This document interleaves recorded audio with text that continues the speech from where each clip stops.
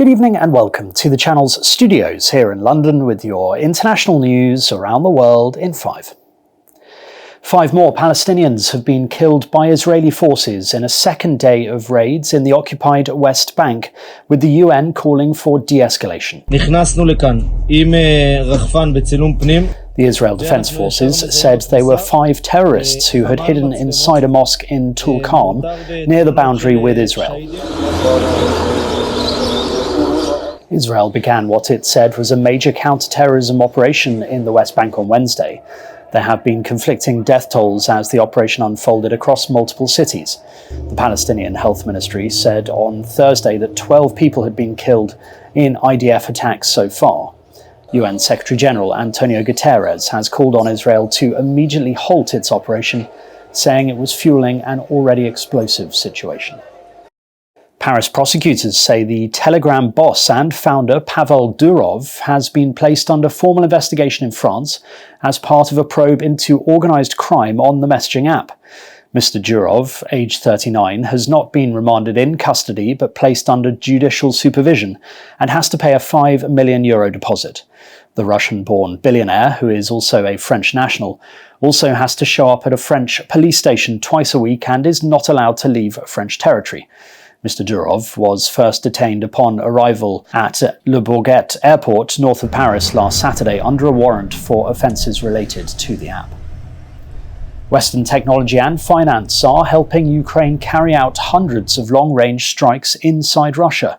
That is despite NATO allies still refusing to give Ukraine permission to use Western-supplied munitions to do so, mostly because of fears of escalation.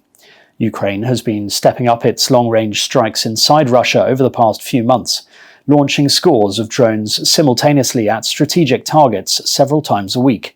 The targets include Air Force bases, oil and ammunition depots, and command centres.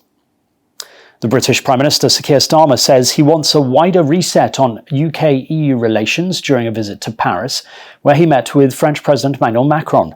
The two leaders also discussed Ukraine, the situation in the Middle East, and the French-British bilateral relationship.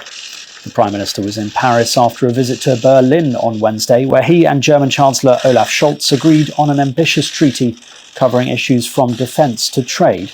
That would be part of a reset of British relations with the EU. Obviously, I had a bilateral with the President whilst I'm here to discuss a number of issues. Obviously, there are foreign policy issues which are pressing. So we discussed the situation in Ukraine, as you would expect, situation in the Middle East, bilateral issues in terms of trade and defence and security, but also the wider reset.